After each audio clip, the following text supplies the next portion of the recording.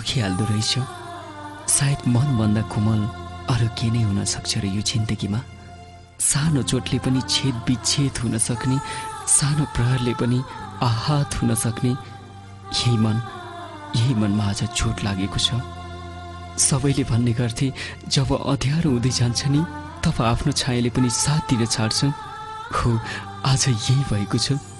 त्यही न्यानो साथ छुटेको छ, मन दुखेको छ केवल उनकै सम्झनामा।